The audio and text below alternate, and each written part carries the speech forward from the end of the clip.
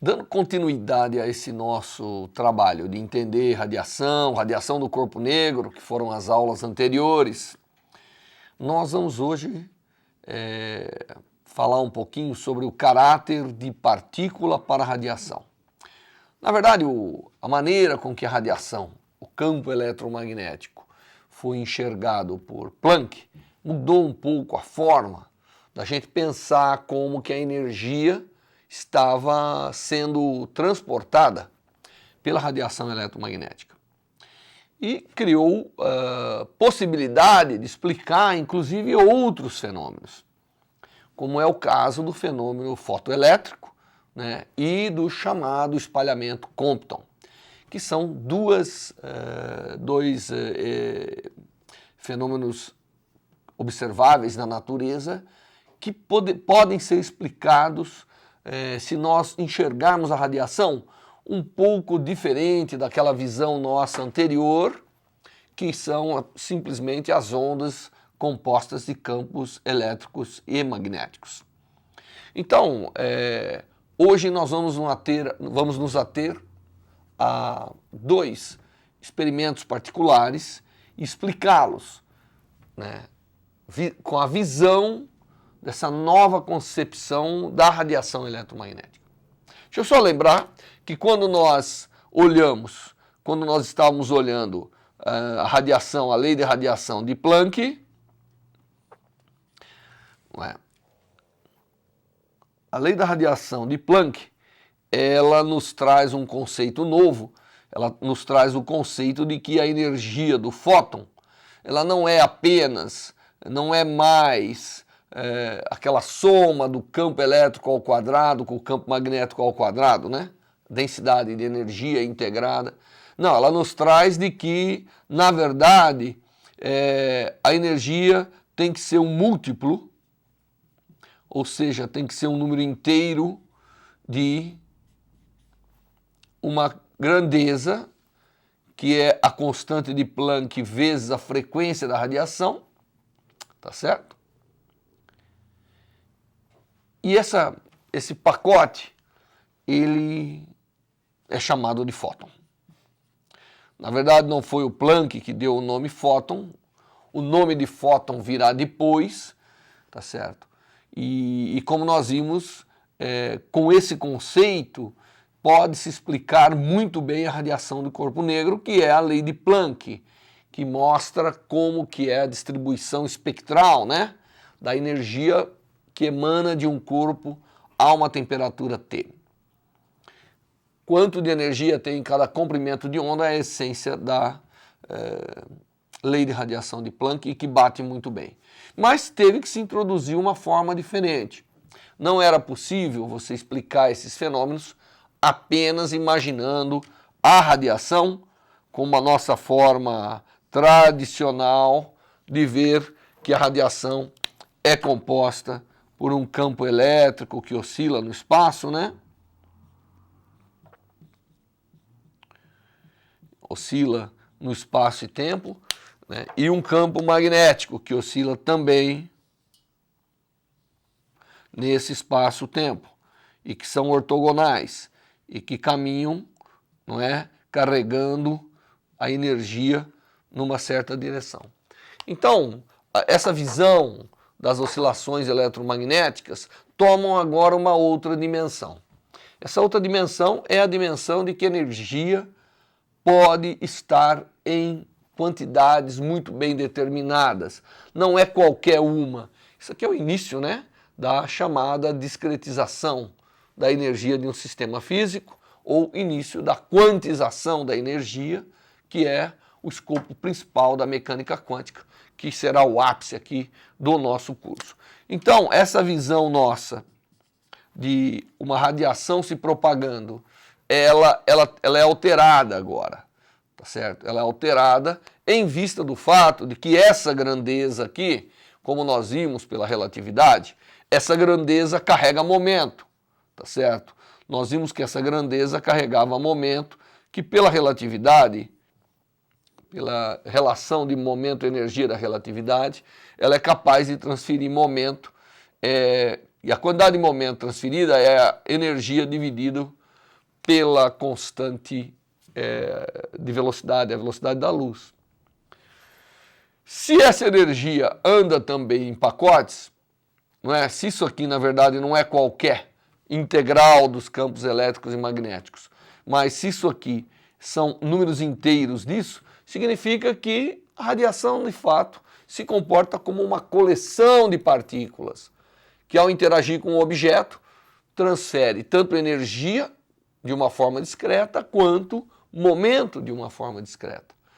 Isso dá à radiação um caráter de partícula, que é o que nós vamos ver agora com alguns experimentos que nós listamos como experimentos importantes na consolidação do conceito do caráter de partícula para a radiação eletromagnética. Então, bom, nós vamos começar com o chamado efeito fotoelétrico, tá certo? Então o primeiro efeito que nós vamos ver é o efeito fotoelétrico.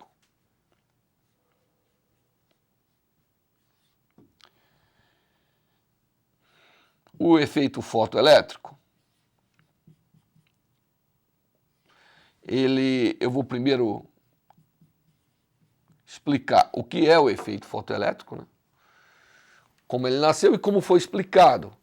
Foi explicado por Albert Einstein e isso lhe rendeu o Prêmio Nobel de Física nas primeiras décadas do século XX. Muito bem, então vamos verificar o que é o efeito fotoelétrico. Ele nasce da seguinte maneira. Como eu falei quando nós discutimos sobre a descoberta do elétron por Thomson, era comum lá no final do século XIX, começo do século XX, trabalhar em descargas em gases, né? Gases rarefeitos ou não importa, mas daí nasceu uma série de observações. E uma das observações que se tinha é que se eu tivesse uma ampola, daquelas ampolas que o próprio Thomson utilizou, eu tivesse aqui o catodo, tivesse aqui o anodo, estivesse dando uma descarga elétrica, e lembra-se, quando a gente dá a descarga elétrica, o que nós sabemos hoje é que você tem elétrons que saem daqui e vão chegar aqui fechando um circuito. Eles observaram uma coisa importante. Eles observaram que, à medida que eu vou aumentando a voltagem, eu chego num ponto que eu começo a dar descarga no gás. E eles observaram que quando jogavam radiação ultravioleta sobre a ampola, a descarga começava antes. Era mais fácil produzir a descarga de um gás quando se jogava radiação ultravioleta e, mais especificamente, quando se jogava radiação ultravioleta sobre o catodo, sobre o polo negativo. Então, alguma coisa acontecia ali que facilitava o aparecimento dos elétrons e, obviamente, o estabelecimento da descarga elétrica. Bom, essa era uma observação que era feita e que ninguém sabia bem explicar o porquê, mas todo mundo sabia que existia. Aí, a esse efeito, né, começou-se então dar o nome de efeito fotoelétrico. Esse efeito fotoelétrico foi estudado mais tarde por nada mais, nada menos do que Hertz. Hertz, né, o Hertz, de quem nós emprestamos o nome para quantificar, para dar unidade de frequência. O Hertz, isso em 1887, ele realmente investigou esse fenômeno, ele estava querendo aprender lá sobre a radiação eletromagnética de Maxwell, que tinha acabado de ser proposta e estava se consolidando, né? Como, a constituição da luz é elétrica e magnética, bom, então isso tudo vai ter a ver com eletricidade. Estava todo mundo estudando fenômenos nesse contexto. E o que o Hertz faz? Ele investigando a natureza eletromagnética da luz e a interação com essas descargas, ele realiza um experimento, que eu vou colocar aqui do lado, que é um experimento muito interessante. Ele também começa com uma ampola. Essa ampola tem aqui um catodo, tá certo? Então ele pega esse catodo, tem também um anodo que coleta. Ele vai medir a corrente que passa nesse sistema. Ele vai fazer aqui um sistema capaz de poder se variar a voltagem. Então eu vou simplesmente, sem entrar em grandes detalhes, criar aqui um potenciômetro, uma fonte de voltagem. E simplesmente eu pego, colocando nesse sistema, eu consigo variar a voltagem à medida que eu mudo esse cursor, né? E consigo medir a voltagem através, eu vou colocar aqui um voltímetro entre essa parte e essa parte. Então eu tenho não apenas a corrente que circula por essa ampola, como tenho também a voltagem que eu estou aplicando na ampola. Bom, fazendo isso, o que o Hertz observou, aqui é o polo negativo, aqui é o polo positivo, ele fez diversas caracterizações. Mas a mais importante é que ele sempre jogava radiação sobre o catodo. Então ele colocava radiação aqui no catodo, radiação essa de frequência Ni, poderia ser uma frequência muito alta no ultravioleta ou até infravermelho, e media, caracterizava as curvas de corrente e voltagem desse fenômeno. Como eu falei para vocês, o que acontece é que quando a radiação bate, ela faz com que o metal emita elétrons. E esse é o efeito fotoelétrico. É a emissão de cargas por uma superfície metálica quando a radiação incide sobre ela. Isso não é totalmente absurdo, porque o metal é composto de cargas. E a radiação eletromagnética ela é composta de campos elétricos e magnéticos, capaz de agir sobre as cargas, como nós bem vimos naquela sequência de aulas sobre a interação da radiação com átomos e moléculas. Então, quando a radiação incide sobre o metal, ela pega cargas e retira essas cargas, deixando essas cargas de alguma maneira soltas aqui para conduzirem, para fecharem o circuito. Então, esse é o efeito fotoelétrico. É o efeito através do qual cargas são emitidas por uma superfície metálica quando sobre essa incide radiação. Tá certo? Muito bem. E esse fenômeno foi caracterizado por Hertz e por outros muitos, né? A gente em geral caracteriza o Hertz porque é o mais conhecido, mas certamente muitas pessoas trabalharam em cima desse efeito. E algumas caracterizações foram feitas. Vamos pegar algumas das caracterizações que foram feitas. A primeira caracterização, que é a que se faz em qualquer componente eletrônico, é a curva corrente-voltagem.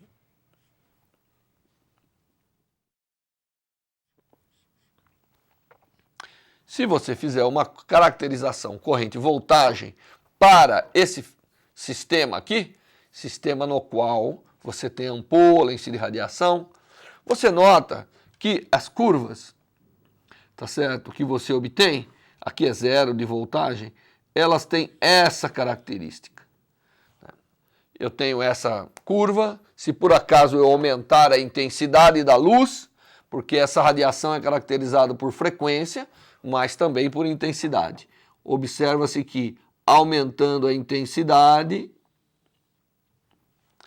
eu tenho essa curva. Então isso aqui seria uma intensidade 2, enquanto isso aqui seria uma intensidade 1.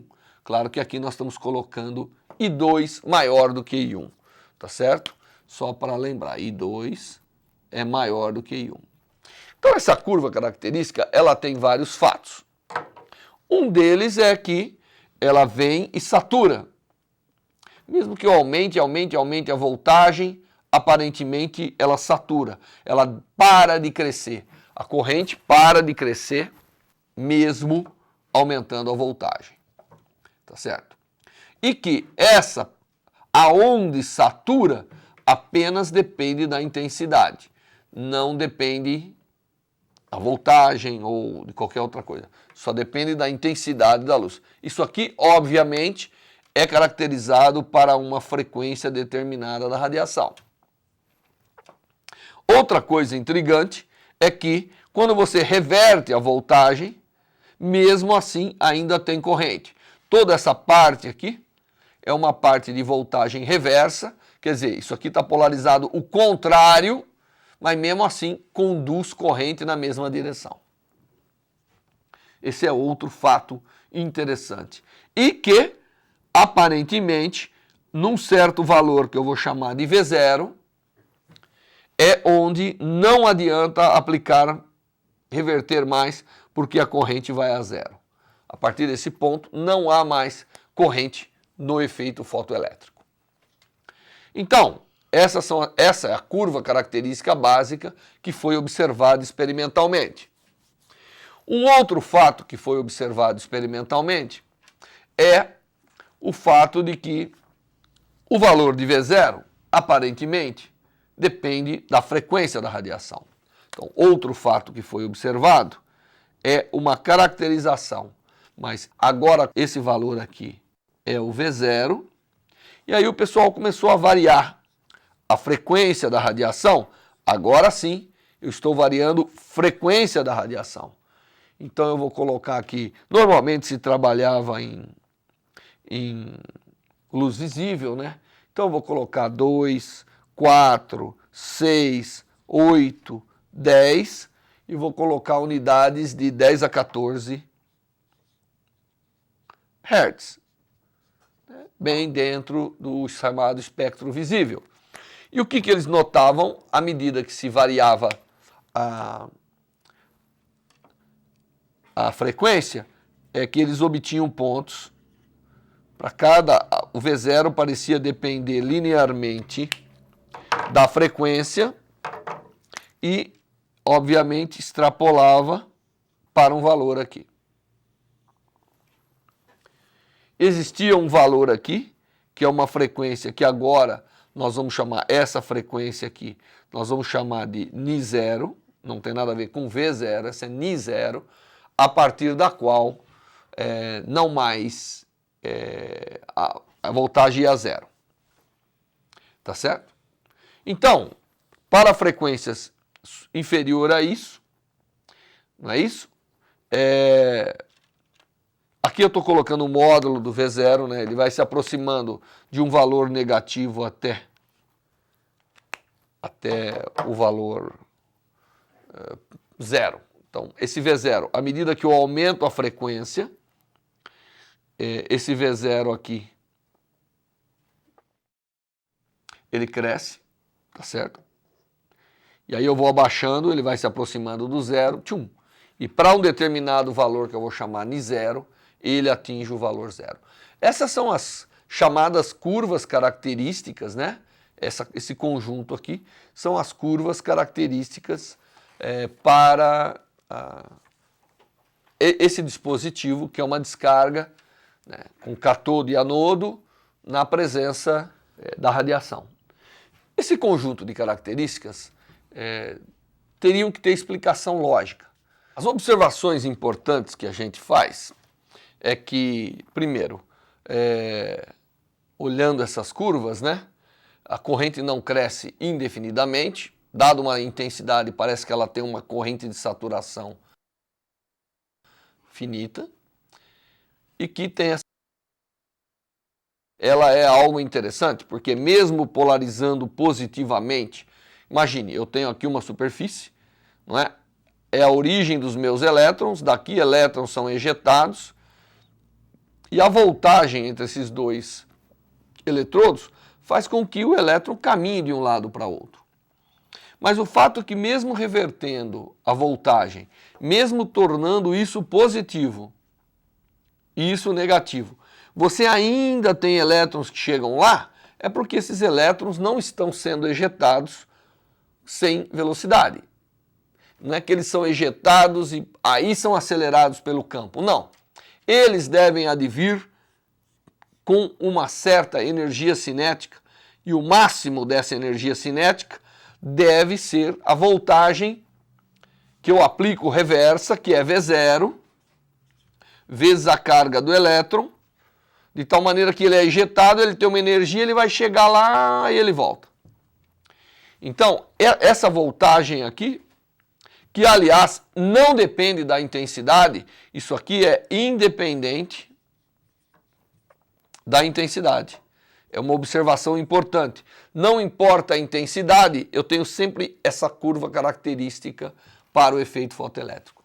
Então, o fato de eu ter uma voltagem reversa mostra que os elétrons não saem daqui sem velocidade. Eles não são ejetados pelo metal sem velocidade. Eles já adquirem uma energia cinética, então eles já têm uma velocidade que permite a eles vencerem a barreira elétrica, e o máximo, né? Se eu pegar a máxima energia cinética, é essa. Depois tem aqueles com menor, né, energia cinética, e aí eles só vão vencer quando eu for diminuindo essa voltagem aqui, reversa. À medida que eu chego do zero, aí eu já estou dando condição para todos, e aí já vou entrando na saturação. Então, o fato de ter uma voltagem reversa mostra que os elétrons têm que ser ejetados com uma energia diferente de zero, e que o valor máximo dessa energia deve estar relacionado com a máxima voltagem reversa, que eu ainda observo corrente no meu sistema. Tá certo? Essa é uma observação importante e que vai permitir a gente criar um modelo aqui para explicar. A outra observação importante, essa é uma observação 1, a outra observação 2 é que V0, né, ou energia cinética máxima, que agora a gente está tentando entender que significa a mesma coisa, independe da intensidade da luz. Da intensidade da luz, como eu escrevi aqui. Essas são duas observações extremamente importantes, né, e que estão de acordo aqui, né, são retiradas do experimento. E uma terceira observação é que Uni0, que é a frequência mínima na qual eu ainda observo fotocorrente aparecendo, só depende da superfície. Eu vou colocar que só depende do metal que compõe a superfície do anodo aqui, placa do anodo. Então, são observações importantes e que eu tenho que explicar. Qualquer modelo que eu tente criar para explicá-los, eu terei que ser capaz de explicar. Então, a primeira coisa que a gente pode tentar explicar é baseado no que nós sabemos da radiação eletromagnética como modelo clássico de campos elétricos e magnéticos e sua interação com os átomos que compõem o material. Quando a gente tenta fazer isso, a gente observa uma coisa interessante. Quando a gente tenta fazer isso, nós entramos em diversas contradições. Primeiro, quanto maior é a intensidade da luz, nós sabemos, no nosso entendimento da radiação eletromagnética, maior são os campos elétricos. Quanto maior são os campos elétricos, mais fortemente eles vão arrancar os elétrons da superfície. Então, se eu olhar nessa curva, eu deveria esperar que quanto maior é a intensidade, né, maior será o campo que vai remover o elétron, portanto ele deve sair já com maior energia. E eu não observo isso. Aparentemente, a intensidade não varia o V0. Então não adianta colocar um campo de amplitude maior, porque ele não remove esse elétron com uma velocidade maior. Então isso já é uma contradição, não é? A outra contradição que nós temos, se a gente observar aqui, é o fato de que isso aqui independe da intensidade, é fantástico, né? Algo que eu não consigo explicar com a minha intuição, utilizando o campo eletromagnético da forma que eu vinha pensando anteriormente. Outra contradição é com relação ao período transiente, né? Segundo a teoria ondulatória, os fotoelétrons deveriam aparecer sempre que a energia do campo transferida ao elétron for intensa o suficiente para arrancá-lo. Isso não é verdade, porque não importa o quanto intensa seja a radiação, abaixo da frequência de corte, não há produção de elétrons. Tá certo? Então essa é outra contradição. O fato que eu tenho aqui a chamada frequência de corte também contradiz a nossa intuição com relação à aplicação do que nós conhecemos de campos eletromagnéticos para explicar esse fenômeno. Além disso, existe outra contradição importante, vem do fato de que a luz ela apresenta um fluxo contínuo de energia. Isso segundo a teoria clássica. A luz, ela sempre representa um fluxo contínuo de energia. Porém, então, nesse caso, nós teríamos, e se trabalharmos com baixas intensidades, a transferência de energia da radiação para o elétron, a fim de removê-lo, ocorrerá num tempo finito, diferente de zero. Então, o que eu estou querendo dizer com isso?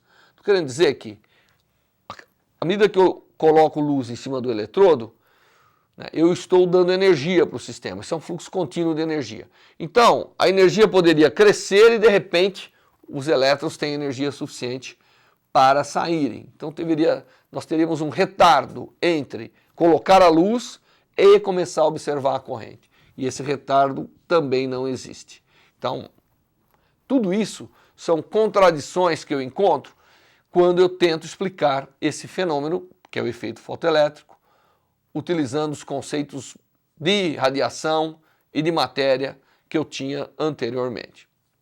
Muito bem, quando Einstein observou tudo isso, ele propôs um modelo, que é um modelo mais ou menos congruente, ou mais ou menos de acordo com aquilo que Planck vinha obtendo para a radiação do corpo negro. Ele chegou e disse assim, olha, aqui nós temos que fazer uma composição de algumas coisas para poder explicar o que está acontecendo quando a radiação bate no metal, não é? Dando origem aos chamados fotoelétrons. Uma das coisas que o Einstein falou é o seguinte, temos que imaginar que a radiação anda de fato em pacotes de energia, que é dado por essa relação, e que quando eu aumento a intensidade, eu nada mais estou fazendo do que aumentar o número de pacotes. Então, aumento a intensidade, aumenta o número de pacotes, aumenta o número de elétrons. Porque cada elétron, nessa concepção do Einstein, cada elétron precisa absorver um pacote de energia para poder emergir da superfície. Então, o modelo que o Einstein cria é um modelo que eu vou simplificar muito. Ele acredita que o sólido é como uma caixa que contém os elétrons. Para um elétron sair da caixa, aqui estão os elétrons. Os mais energia, existe uma distribuição de energia, né? Então os elétrons podem ter vários tipos de energia, nós não vamos entrar em detalhe. E eles estão aqui. Toda vez que isso aqui é uma escala de energia, né? Eu estou aqui representando uma escala de energia.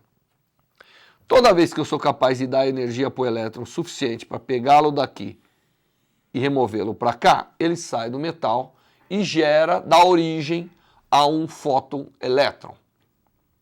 Então, segundo Einstein, deve existir, né? Se eu quiser tirar esse elétron ou se eu quiser tirar esse outro elétron, eu terei que dar energia diferente. É por isso que existe uma variação, né, da voltagem que nós vimos com a radiação. As curvas características do efeito fotoelétrico certamente dependem do tipo de radiação que nós colocamos. E o Einstein, então, disse o seguinte, e o elétron, obviamente, sai com uma determinada energia cinética. Se por acaso eu pegar um desses elétrons e dar uma quantidade de energia, que é esse aqui, vai existir um saldo aqui de energia. Este saldo de energia vai virar energia cinética. Essa é a ideia do Einstein. Esse saldo de energia vira energia cinética. Então, ele simplesmente olhou um diagrama disso na sua mente, né? Se eu pegar, na verdade, um outro fóton aqui, eu posso ir lá mais para o fundo, cada vez eu posso pegar elétrons mais no fundo desse poço e ter sempre uma certa energia cinética aqui como balanço. Então, o Einstein simplesmente escreveu que essa energia que eu preciso para remover os elétrons chama-se função trabalho. Essa é a energia mínima que eu preciso para remover um elétron. Não adianta eu dar energia menor do que essa. Isso nos lembra que tem um corte. Se eu tentar dar um pacote de energia para o elétron abaixo desse valor, eu atinjo o corte. E o Einstein vai chamar isso aqui de zero, porque na verdade a função trabalho pode variar aqui, mas essa é o valor mínimo da energia que você pode ter. Então, olhando isso aqui, o Einstein já escreveu que a energia cinética que os elétrons vão emergir desse sistema deve ser a energia do fóton. Então o fóton deve ter uma energia que é dada ao elétron e eu tenho que subtrair daí essa função trabalho, né? Tenho que subtrair daí a função trabalho capaz que é a energia necessária para remover, para fazer o elétron vencer a barreira. Qual é a origem dessa barreira? É muitas coisas que prendem um elétron no sólido. E essa energia, ela não vai ser convertida em energia cinética, né? Então, essa parte da energia, que é chamada função trabalho, é o que você tem que dar para o elétron para ele pagar a conta de interação e se liberar. O restante vira energia cinética. Essa é a equação que o Einstein escreveu. Tá certo? E ele escreveu mais ainda. Quando eu estou lidando com elétrons onde isso aqui é mínimo, quando eu tenho que gastar a mínima energia para vencer as interações, obviamente eu tenho a energia cinética máxima, que é E, a energia do fóton, menos W0. Isso que o Einstein escreveu, certo? Então, quando isso é mínimo, isso é máximo. Então, quando isso aqui é o menorzinho, né, eu não tenho que vencer toda essa parte aqui. Então, o W, por exemplo, seria tudo isso, daqui até aqui. O W0 é o menor W possível. Então, ele escreveu essa equação. Então, tudo baseado no fato de que, olha, cada porção de energia da luz, chamada fóton, é que vai ser absorvida pelo elétron e torná-lo livre e já dar uma certa energia para que ele possa percorrer o circuito e gerar a fotocorrente. Mas esse K máximo, nós vimos, nada mais é do que V0, não é? Esse K máximo nada mais é do que V0 vezes a carga do elétron. Então, isso deve ser H vezes a frequência da luz menos W0.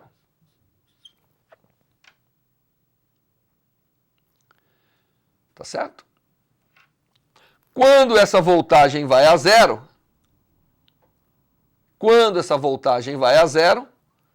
tá certo? Vou fazer aqui uma barreirinha e vou escrever.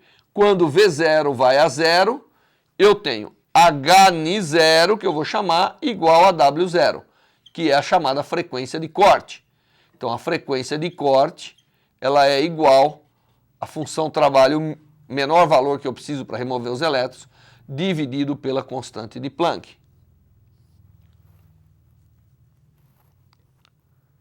E essa curva aqui, como função da frequência, então no lugar do W0, eu vou colocar H. Então agora eu vou pegar, tá certo? Nesse nosso contexto, eu vou simplesmente pegar no lugar do H0, vou colocar do W0, vou colocar H ni 0, e isso então me dá uma curva, tá certo? Me dá uma curva que é a curva que eu vou escrever aqui agora, né? Que eu tenho V0 ou EV0, carga do elétron vezes V0, é igual a Hni menos Hni 0. Tá certo? Ou seja, a voltagem é igual a H sobre E, sobre a carga do elétron, vezes Ni menos Ni 0. Se eu fizer um plot, se eu fizer um gráfico dessa curva, eu obtenho algo, não é? Agora eu vou fazer um gráfico aqui dessa curva do V0. Então aqui eu estou plotando o V0, que é aquela voltagem reversa, versus frequência. Todo mundo sabe que isso aí é uma reta, não é? É uma reta que cruza o eixo exatamente no ponto Ni 0. E cuja inclinação, se eu medir a inclinação dessa curva, ela é H sobre a carga do elétron. E isso foi verificado. Os experimentos feitos mostraram que realmente essa curva tem uma inclinação, né? Essa inclinação é H sobre a carga do elétron, que já era conhecida, tanto H, constante de Planck, quanto E, tá certo? Então se verifica que tudo isso é verdadeiro e, portanto, o modelo que o Einstein propôs para explicar o efeito fotoelétrico começa a se encaixar. Bom, o Einstein também explicou que com esse modelo, à medida que eu tenho mais intensidade, significa que eu tenho mais pacotes de energia. Então só aumenta o número de elétrons. Portanto, aquela corrente de saturação que você vê, então quando você faz aquele gráfico da corrente versus a voltagem, que sai daqui e vem e satura, ele mostrou que essa corrente de saturação nada mais é do que, dada uma intensidade da luz, ela deve ser um certo número, né, ela deve corresponder a um certo número inteiro de H vezes Ni. Como cada um desses remove um elétron, a corrente de saturação, ela simplesmente mostra um número máximo de fótons que está sendo absorvido pelo metal, liberando os elétrons. Se eu aumentar a intensidade, na verdade eu aumento esse N. Então, a corrente de saturação também aumenta um pouco. Não existe efeito transiente, porque uma vez que essa radiação, que esse fóton incide no metal, imediatamente o elétron é liberado. Esse tempo aqui é muito curto. Então não daria para causar nenhum retardo observável e assim por diante. O valor da frequência de corte advém do fato que eu tenho uma frequência mínima, né, uma energia mínima capaz de promover a liberação dos elétrons do metal. Esse modelo de Einstein, você vê, o Ni 0 ou o W0, que estão a mesma coisa, menos de um fator H, eles dependem, para cada metal nós temos um valor diferente do Ni 0, né? Então eu queria colocar aqui metais, o sódio, por exemplo, e aqui eu vou colocar o valor do W0. Eu vou colocar sódio, vou colocar cádmio, vou colocar alumínio, são metais normalmente utilizados, a prata, e o valor isso aqui é 2,28 elétron-volts, isso aqui é 4,07 elétron-volts, esse aqui, o alumínio, é 4,08 elétron-volts, e a prata, finalmente, é 4,73 elétron-volts. São valores do W0 que você pode dividir pela constante de Planck e ter a frequência de corte. Então, com o modelo de pacotes de energia, com o modelo de fóton, o Einstein foi capaz de criar a explicação necessária para mostrar a importância do efeito fotoelétrico. E com isso ele conseguiu, obviamente, consolidar ainda mais o fato de que a energia do campo eletromagnético anda em pacotes. E esses pacotes, chamados fótons, são responsáveis por todas essas propriedades que nós observamos na matéria, no caso do efeito fotoelétrico. O efeito fotoelétrico acaba tendo, obviamente, relevância muito grande em muitas aplicações, né? Ele acaba sendo a base de sensores para detectar pouca luz, para explorar desde aplicações médicas até olhar estrelas, tudo isso, com as chamadas fotomultiplicadoras. Então, o efeito fotoelétrico acaba sendo um elemento importantíssimo de cunho tecnológico, né? Coisa que naquela época não dava para se prever. O que é uma lição importante que nos passa é que às vezes a gente estuda ciência, né? E aprende, avança o conhecimento e a aplicação não está ali na porta, ela virá depois. Não necessariamente elas vêm conjugadas. Por isso que quando alguém pergunta, pô, mas se você descobriu isso, para que serve? A pergunta para que serve é algo que poderá aparecer muito depois da descoberta científica, do avanço do conhecimento. O efeito fotoelétrico é um caso desse. Mas o efeito fotoelétrico, ele consolida um pouco essa ideia do discreto de energia que vai realmente fortalecer as bases para o nascimento da mecânica quântica. O fato de que uma coisa que é tipicamente onda, que é a radiação eletromagnética, como demonstrado pelas suas propriedades de interferência, difração e assim por diante, acaba tendo uma característica essencialmente de partícula, onde o que importa é quanta energia carrega e quanto momento carrega. Esse aspecto, ele vai, sem dúvida, criar subsídios para que se olhe o inverso, para que se olhe partículas como onda, que é a essência da mecânica quântica. E isso nós deveremos ver na próxima aula.